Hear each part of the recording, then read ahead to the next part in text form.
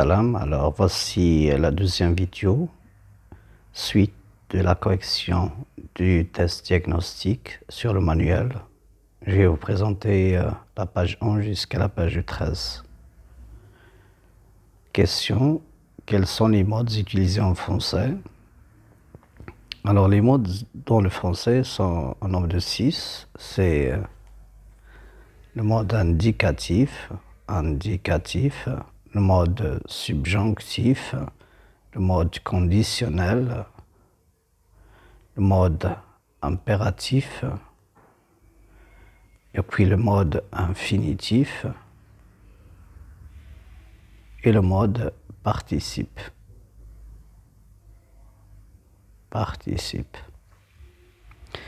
Voilà les modes qu'on a en français. Maintenant, la deuxième question vous demande de déterminer les temps de chaque mode. On prend l'indicatif, il y en a 4 qui sont simples. C'est présent, passé, composé. On a futur simple, futur antérieur. On a passé simple, passé antérieur. Puis imparfait, plus que parfait. Et aussi, vous avez 2 temps annexés, c'est futur proche avec passé récent. Et futur proche et passé récent sont 2 temps qui sont composés aussi, d'accord, au même titre que plus que parfait, passé antérieur, futur antérieur et passé composé. Les temps qui sont simples sont présent, futur simple, passé simple et imparfait. Cette partie des temps, on y travaille le terminaison. Puis, ces autres temps, on travaille surtout l'auxiliaire ou le semi-auxiliaire au temps simple plus l'infinitif, comme ici pour futur proche et passé récent, ou bien le participe passé par rapport aux autres temps, plus que parfait, passé antérieur, futur antérieur, passé composé. Vous pouvez visionner la vidéo de la conjugaison à ce propos. Là, c'est pour le mode indicatif. Nous avons donc 10 temps, 10. Pour le subjonctif, nous avons 4 temps. Nous avons présent, passé. Quand vous voyez une petite observation, c'est que présent, chaque mode contient présent et contient passé. Chaque mode, à chaque fois. D'accord? La même chose aussi pour les autres modes. On aura toujours présent, passé. Alors, pour le subjonctif, il y a subjonctif présent et subjonctif imparfait, qui sont 2 temps simples, et leurs temps équivalents, composés, sont subjonctif passé, subjonctif plus que parfait. Donc, pour ceux qui ne le savent pas, il y a 2 imparfaits en français et 2 plus que parfaits. Il y a imparfait plus que parfait pour l'indicatif, aussi pour le subjonctif. Ces 2 temps, on y travaille la terminaison, donc ils sont simples. Et ces 2 autres, on y travaille l'auxiliaire, en même temps simple, plus le participe passé. Visionnez la vidéo de la conjugaison concernant le subjonctif présent, passé, imparfait, plus que parfait, pour bien comprendre comment on fait dans la formation de ces temps. Pour le mode conditionnel, on a 2 temps, présent et passé. Conditionnel présent, on y trouve le verbe du premier groupe tel quel à l'infinitif plus la terminaison, ou bien le verbe du deuxième groupe tel quel, sans rien effacer, jusqu'au R, puis on met la terminaison de l'imparfait. Voilà comment on fait au conditionnel présent. Pour le conditionnel passé, on aura besoin de l'auxiliaire être, l'auxiliaire avoir, plus le participe passé. L'auxiliaire être et avoir devait être conjugué au conditionnel présent. De toute manière, tous les temps composés ont besoin de leur temps simple correspondant sur le niveau de l'auxiliaire, plus le participe passé pour qu'il soit formé. Pour l'impératif encore, on aura présent et passé. La même chose pour l'infinitif, on aura l'infinitif présent, c'est-à-dire le verbe à la forme non conjuguée, mais attention, s'il est dans une phrase, il peut signifier le présent comme il peut signifier le futur de ce mode. La même chose pour l'impératif. Il peut signifier le présent comme il peut signifier le futur, ces présents-là. La même chose pour le conditionnel présent. Il peut signifier le présent et le futur. Je vais encore vous poster une vidéo sur l'utilité de ces temps, de ces modes et leur temps et comment on peut les utiliser. Ce sera des vidéos très intéressantes. Alors pour l'infinitif, j'ai dit, on peut avoir l'infinitif présent ou l'infinitif passé. Puis pour le participe, on va encore avoir le participe présent qu'on trouve par exemple dans le gérondif avec ANT et participe passé. Attention à ne pas confondre avec le participe passé qu'on trouve dans tous les temps composés de ces modes. D'accord? Le participe passé qu'on trouve dans les temps composés de l'indicatif, du subjonctif, du conditionnel, de l'impératif et de l'infinitif est un peu différent dans le sens, bien sûr, avec le temps du mode participe, le temps passé du mode participe. Ok, je vais expliquer ceci après dans la vidéo du mode. Bon, maintenant, je passe à la question suivante. On vous demande d'observer les phrases suivantes et puis dire à quel temps et à quel mode sont conjugués les verbes qui sont en couleur. Vous avez le cambrioleur et ses complices iront en prison. Iront en prison, c'est le mode indicatif et le temps, c'est futur simple. Donc, celui qui parle est certain parce qu'il a utilisé le mode indicatif. Maintenant, l'excès de vitesse serait la cause de l'accident qui a eu lieu sur l'autoroute. Nous avons deux modes différents ici. Vous avez le mode indicatif, donc cette partie, elle est sûre. Et vous avez le mode conditionnel ici, c'est une partie non sûre, c'est probable seulement. D'accord? Alors, l'excès de vitesse serait la cause de l'accident, c'est juste une probabilité dite par celui qui a produit cette phrase. Ce dont il est sûr, c'est la deuxième partie. Il est sûr, il est certain que l'accident a eu lieu à l'autoroute. Donc, c'est effectif, c'est sûr, c'est certain. Parce que le mode ici, c'est indicatif. Vous avez le passé composé de l'indicatif. Ce dont il n'est pas sûr, il le présente en tant que probabilité ou hypothèse, c'est l'excès de vitesse serait la cause de l'accident. S'il est sûr, il ne peut pas utiliser le conditionnel, il va utiliser le futur, par exemple le passé composé ou un temps du mode indicatif. Je passe à 3. Nous voulons que vous fassiez partie de notre équipe.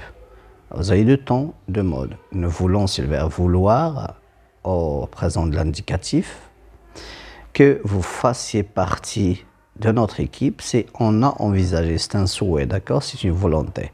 Tant qu'il y a la volonté avant que, après que le verbe qu'on aura sera conjugué au mode subjonctif, ça dépend. Il peut être imparfait comme subjonctif passé ou plus que parfait ou bien subjonctif présent. Ici, vous avez subjonctif présent. Ça y est.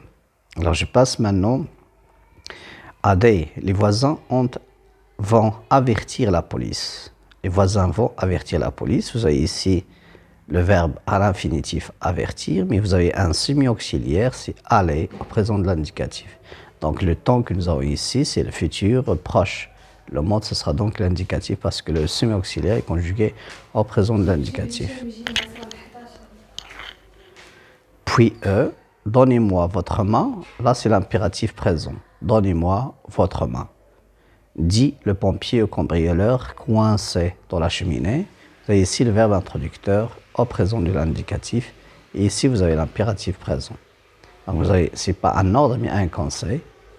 Et ici, vous avez la certitude ou le mode indicatif, le temps présent. Soufflant de fatigue, il s'adossa à un arbre. Alors, vous avez ici le mode, c'est participe, et le temps, c'est le participe présent. Okay. Le participe en tant que mode, on l'utilise pour raccourcir la phrase, d'accord, pour l'abréger. Et puis, vous avez ici, il s'adossa, c'est le passé simple de l'indicatif du mode indicatif. Mais on peut aussi avoir, puisque vous avez ici le passé simple, on peut avoir le participe passé comme temps ici. Et étant ou ayant soufflé de fatigue, ayant soufflé de fatigue, il s'adossa à un arbre. Et si vous avez le participe, l'auxiliaire avoir au participe présent, plus le participe passé du verbe conjugué, c'est ce qu'on appelle le participe passé en tant que temps du mode participe. Donc vous avez deux formes pour le participe, soit le participe tout seul comme ça soufflait, ou bien on peut aussi avoir l'auxiliaire avoir ou être au participe présent plus le participe passé du verbe conjugué. La différence entre soufflant de fatigue et ayant soufflé de fatigue, c'est l'aspect. L'aspect achevé pour ayant soufflé de fatigue et inachevé quand on a le participe présent. Il a envoyé la lettre à ses parents. Le mode c'est indicatif, le temps c'est le passé composé. Je passe à la page suivante. On vous a demandé de relever les verbes conjugués dans les phrases ci-dessus, donc ci-contre et non pas ci-dessus. À quel mode et à quel temps sont-ils conjugués? On en a répondu. Expliquer pourquoi, on a expliqué. Combien de modes as-tu relevé? Je n'ai pas prêté attention, peut-être c'est le mode participe, le mode indicatif, le mode conditionnel et le mode subjonctif. Voilà ce qu'on a. Et pour le mode infinitif, on n'en a pas. Combien de modes as-tu relevé? Donc c'est déjà fait. Quel est le mode qui comporte le plus de temps? C'est le mode indicatif, avec 8 temps plus le temps du passé récent et le futur proche qui utilise le présent sur le niveau du semi-auxiliaire. Dans la partie à retenir, vous avez le sens ou les significations du mode. On vous demande de compléter par mode impératif, infinitif, participe, conditionnel ou indicatif. Le mode indique la façon de présenter l'action ou l'état, donc soit des verbes d'action, soit des verbes d'état. La manière avec laquelle on les a présentés, c'est ce qu'on appelle le mode. Il existe donc 6 manières de présenter l'action, 6 manières différentes, ça veut dire 6 modes différents. On prend le premier, on va voir ce qu'il signifie. Il indique qu'une action est certaine. Donc ici, il s'agit de l'indicatif. Le mode indicatif indique une action certaine. Elle est certaine. Ou bien, on la considère comme certaine. L'avion a atterri il y a 1 heure. Vous devez donc prendre au sérieux cette information. Vous devez la prendre comme certaine. C'est arrivé. Passons à la seconde, il indique qu'une action n'est pas certaine. Donc le contraire de l'indicatif, c'est le conditionnel. Exemple de tout à l'heure, vous avez la chose dont on était sûr dans les phrases, je vais juste revenir ici, c'est que l'accident a eu lieu sur l'autoroute. Ce dont on n'est pas sûr et qu'on a présenté comme probable, c'est l'excès de vitesse. L'excès de vitesse serait la cause de l'accident, probablement, d'accord? Donc le mode conditionnel, on l'utilise pour désigner une action incertaine. Il aurait des problèmes au travail. Je sais que la personne a été virée, un ami par exemple, mais je ne l'ai pas encore rencontré. Et puis je suppose que des problèmes, il les a eu au travail et il ne m'a pas par exemple tenu au courant de ces problèmes. C'est pour cela que je l'ai présenté comme de manière incertaine. Il indique une action liée à une condition, donc on peut avoir des corrélations avec si. Si plus imparfait, ça va donner le conditionnel présent, comme je peux aussi avoir si plus que parfait avec conditionnel passé. Donc le conditionnel présent ou passé peut être utilisé dans une phrase complexe avec une principale reliée à une subordonnée où il y a la condition avec si. Si tu te dépêchais, tu y arriverais alors. Je passe à 3. Pour le conditionnel, il sert à exprimer la politesse. Exemple du verbe souhaiter, le verbe aimer, le verbe pouvoir. Exemple, pourriez-vous me donner votre chaise? J'en ai besoin. Auriez-vous l'obligeance de me donner quelque chose comme ça? Souhaiteriez-vous autre chose, monsieur? On suppose ici, dans une situation de communication, qu'on est dans un restaurant ou un café. Vous avez le serveur qui arrive à un client en face, puis il lui demande s'il voulait autre chose. Alors là, il a utilisé le conditionnel. Ce conditionnel ne signifie pas une action incertaine, mais c'est du respect. Le mode suivant, il indique une action envisagée qui n'a pas encore eu lieu. D'accord? Subjonctif ici. Le mode subjonctif. Le mode subjonctif, c'est une action envisagée, c'est-à-dire souhaitée. Il n'a pas encore eu lieu. Il utilise le subjonctif après les verbes exprimant soit la volonté, soit le désir, soit le souhait, soit le regret, soit le doute, etc. Exemple, je doute que tu sois capable de faire, par exemple, ce travail. Je regrette que tu aies fait, d'accord, cette erreur. Je souhaite que tu aies réussi.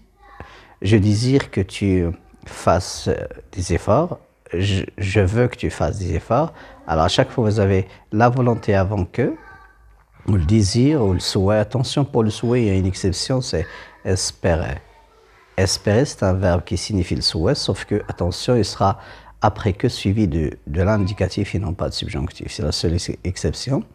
Le regret aussi, si j'ai une structure ou un verbe signifiant le regret avant que, ou bien le doute avant que, après le que, vous allez avoir le mode subjonctif.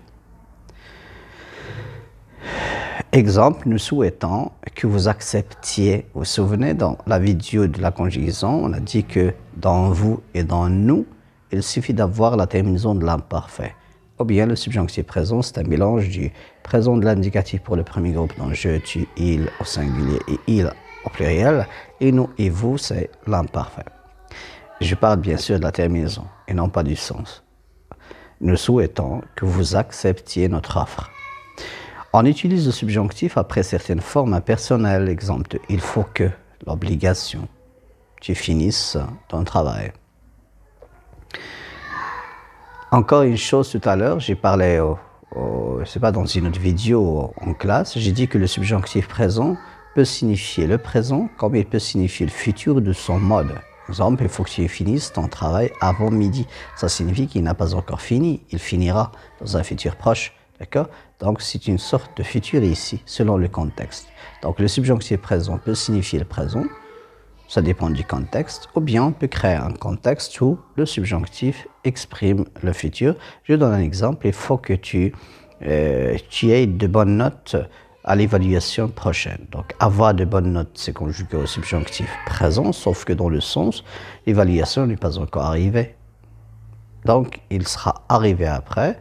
Que tu aies de bonnes notes dans l'évaluation prochaine, ça signifie le futur, mais ce n'est pas le futur l'indicatif, mais un certain futur par rapport au mode subjonctif, dans le sens. Passons au mode suivant. Il indique que l'on donne l'ordre ou le conseil. Là, c'est donc l'impératif. Et l'impératif, c'est un mode impersonnel. Ça signifie qu'on ne peut pas avoir je, tu, il, nous, vous, etc. Vous avez ne parle pas en mangeant. Ok? Et si on n'a pas de sujet, on a référence à tu, à nous et à vous sans les dire, sans les mentionner. Et ne parle pas donc en mangeant peut signifier soit un ordre, soit un conseil. Le mode ou l'avant-dernier mode, il indique une action qui n'est pas située dans le temps, son personne et son nom. Exemple, marcher est bon pour la santé. Sauf que marcher ici a la connotation d'un substantif, c'est-à-dire un sujet. Donc c'est comme si un nom, il est pris au sens de la marche. La marche est bonne pour la santé. Donc c'est pas réellement le verbe marcher ici, au sens verbal, mais au sens nominal. Bon. Alors, l'infinitif, même si on a dit ce n'est pas situé dans le temps, c'est faux. Je vous donne un exemple. J'aimerais réussir à la fin de l'année. J'aimerais réussir à la fin de l'année. Là, c'est l'infinitif présent. À partir d'ici, vous avez une subordonnée infinitive de but. Le verbe, il était l'infinitif présent. Donc, il est conjugué puisqu'il est dans la phrase, conjugué au présent. Le mode, c'est infinitif et ça signifie le futur. J'aimerais réussir à la fin de l'année. Vous voyez? Donc, j'aimerais, c'est la principale. Réussir à la fin de l'année, c'est la subordonnée infinitive de but. Donc, ça signifie le futur. Donc, c'est pas réellement, c'est pas situé dans le temps, c'est faux comme définition. Bon, ici, j'ai l'infinitive, la subordonnée infinitive. Pourquoi? Parce qu'on a le même sujet. Si on a deux sujets différents, on va donc avoir le verbe conjugué au subjonctif. J'aimerais juste dire que si on a aimer, volonté, d'accord? c'est la volonté, ça sera suivi du mode subjonctif comme on a dit tout à l'heure. J'aimerais que tu réussisses à la fin de l'année. Si on a du sujet, ça se conjugue au subjonctif. Si on a le même sujet, on factorise avec ce sujet-je pour obtenir l'infinitif dans la subordonnée. Et on l'appelle donc le mode infinitif. Le temps, c'est présent, mais ce n'est pas réellement non situé dans le temps, c'est faux. D'ailleurs, ce manuel contient beaucoup d'erreurs. On passe au dernier mode, c'est le mode participe. Dernier mode, participe. Il indique une action en train de se réaliser. Exemple reculant, donc l'aspect est inachevé. Reculant, il tomba. Mais on peut aussi avoir l'action arrivée, d'accord, achevée, en mettant ayant reculé, pardon. Ayant reculé, virgule, il tomba. 2, il indique une action déjà réalisée. Il s'est marié hier. Alors là encore, j'ai dit que ce manuel contient beaucoup d'erreurs. Est-ce qu'ici, il y a le mode participe? Regardez bien, le temps que vous avez, c'est le passé composé. Mais le passé composé, ce n'est pas du mode participe, c'est faux. Le passé composé, c'est pour le mode indicatif. Donc, est-ce qu'on peut avoir deux modes en même temps? Impossible. Donc là, vous avez le mode indicatif dans cette phrase. Il s'est marié hier. Mais vous n'avez pas réellement le mode participe. C'est pour cela que j'ai dit, peut-être dans cette vidéo ou l'autre, j'ai dit que, attention, il ne faut pas confondre le participe passé qu'on utilise pour former les temps composés des autres modes. Parce que le participe ici, on peut l'avoir pour le passé composé, le plus que parfait, on peut l'avoir pour le futur antérieur, le passé antérieur, on peut l'avoir pour le conditionnel passé, pour le subjonctif passé, pour tous les temps composés, on va utiliser le participe passé. Mais ce participe passé n'appartient pas au mode participe. Celui du mode participe ne contiendra même pas le sujet. Exemple pour le texte, le premier texte dans le test diagnostique, vous avez alerté par la ok. Par exemple, ayant fini, regardez bien, hein, ayant fini mon travail, et là c'est vraiment le mode participe avec le temps participe passé, d'accord? Le temps participe passé. Ayant fini mon travail,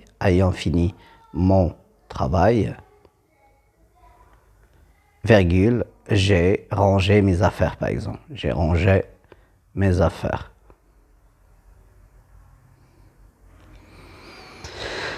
J'ai rangé mes affaires avec ayant fini mon travail contient le même sujet normalement, dans le sens. Alors, à quoi sert le participe ici comme mode ou en général? Le participe sert à abréger la phrase, d'accord? On l'abrège au lieu d'employer je, on efface le sujet, puis on obtient uniquement l'action conjuguée soit au participe passé comme ici, ou bien participe présent. Finissons mon travail, je range, mais là c'est au présent, je range mes affaires. Finissant mon travail, je range mes affaires, ou bien dans le passé, ayant fini mon travail, j'ai rangé mes affaires. Comment on conjugue le mode participe présent? C'est avec le ANT pour le premier groupe ou la plupart des verbes du premier et du troisième groupe. Pour le deuxième groupe, on met I2S, finissant par exemple. Là, c'est pour le temps présent, pour le mode participe. Mais pour le participe passé, soit on prend fini, mais sans qu'il soit utilisé avec autre auxiliaire pour paraître des temps des autres modes, mais juste fini, tout seul, d'accord, dans la phrase. Ou bien, on peut aussi avoir l'auxiliaire au participe présent, plus le participe passé. C'est ça le participe passé en tant que temps du mode participe. Je sais que la plupart ne va pas comprendre, mais bon, vous gardez ceci pour le discuter avec des parents avertis ou des professeurs avertis après. Merci beaucoup. Alors on passe maintenant, je ne sais pas est-ce que j'ai fini les pages que... Ok, il reste encore celle-ci. Comment se conjugue le temps composé? Donne un exemple. Alors le temps composé, c'est toujours l'auxiliaire, soit avoir, soit être, au temps simple correspondant plus le participe passé. Exemple, pour avoir le passé composé, j'ai besoin de l'auxiliaire avoir au présent, ou bien être au présent plus le participe passé. J'ai fini. Alors, j'ai le participe passé fini, qui n'est pas le mode participe, comme j'ai dit tout à l'heure, d'accord? Parce que vous avez ici le mode indicatif, et non pas participe. J'ai fini. Vous avez le participe passé du verbe finir, et vous avez son auxiliaire, ou l'auxiliaire, pardon, avoir au présent de l'indicatif pour avoir le passé composé. Si je veux le plus que parfait, je n'ai qu'à changer le ton de l'auxiliaire. Et à la place de j'ai, je vais mettre j'avais fini. Et j'obtiens ce qu'on appelle le plus que parfait du verbe finir. L'auxiliaire avoir à l'imparfait plus le participe passé. Si je veux avoir par exemple le passé antérieur, je n'ai qu'à changer encore le ton de l'auxiliaire. Donc je vais mettre j'eus fini et j'obtiens ce qu'on appelle le passé antérieur. Si je veux le futur antérieur, je n'ai qu'à changer le ton de l'auxiliaire. Donc c'est sur le niveau de l'auxiliaire où le temps composé change. Donc je peux mettre j'aurais fini. Okay? J'aurais fini, c'est le futur antérieur, etc. Donc je peux avoir tous les temps composés uniquement en changeant l'auxiliaire et le participe passé est intact, il reste comme ça, d'accord, on ne le change pas. Donc ce qu'on change, c'est l'auxiliaire qu'on conjugue au temps simple. Pour avoir le futur antérieur, il faut conjuguer l'auxiliaire au futur simple. Pour avoir le plus que parfait, l'auxiliaire sera conjugué au temps simple du plus que parfait qui est l'imparfait, etc. Je vais encore faire beaucoup d'exercices par rapport à la conjugaison pour que vous puissiez très bien intégrer les 22 temps avec les 6 modes. 2. Les temps du mode indicatif sont au nombre de 8. Normalement, il y a 10, 8. Ok, on dit 8, mais il y a aussi le passé récent et le futur proche parce que les semi-auxiliaires dans ces temps sont utilisés au présent de l'indicatif. Donc, on peut dire que l'indicatif comporte 10 temps et non pas 8. 4 temps simples et 4 temps composés. Alors ici, le présent, vous avez passé composé. Là, pour le futur antérieur, vous devez avoir futur simple. Pour l'imparfait, c'est plus que parfait. Et pour le passé antérieur, on va avoir le passé simple. J'observe les phrases suivantes. Notre équipe a gagné le match à domicile. Les questions posées sur ces phrases sont de relève les verbes conjugués dans les phrases ci-dessus. On détermine leur infinitif, le temps et le mode. Notre équipe a gagné le match à domicile. Le verbe conjugué ici, c'est le verbe gagner, premier groupe. Le temps auquel il est conjugué ce verbe, c'est le passé composé. Le mode de ce temps, c'est l'infinitif et non pas participe comme ils ont commis l'erreur tout à l'heure. Même si vous avez ici le participe passé, ce n'est pas un mode participe ici. C'est le mode indicatif. Ce que j'ai dit tout à l'heure. Je passe à la deuxième. Vous aurez une réponse à votre demande dans une semaine. Eh bien, vous aurez. Vous aurez, c'est le verbe avoir conjugué au futur simple. De quel mode? C'est de l'indicatif, donc on est sûr. 3. Je souhaite que tu me rendes visite un de ces jours. Vous avez deux verbes, c'est rendre visite, locution verbale, et souhaiter. Souhaiter, c'est au présent de l'indicatif. Et parce que c'est le souhait, dans la principale, vous avez le que juste après, alors le verbe suivant sera conjugué au subjonctif en tant que mode. Alors ici, le temps de ce subjonctif, c'est le présent du subjonctif. Je souhaite, c'est le subjonctif du mode indicatif. Me rendre visite, c'est le subjonctif présent. Je passe à D. La terre a tremblé au Chili. Il y aurait des milliers de morts. Vous avez deux verbes, le verbe trembler et le verbe avoir. Trembler, c'est premier groupe. Le temps, c'est passé composé. Le mode, c'est indicatif. Puis, pour la deuxième, vous avez le présent, c'est le temps.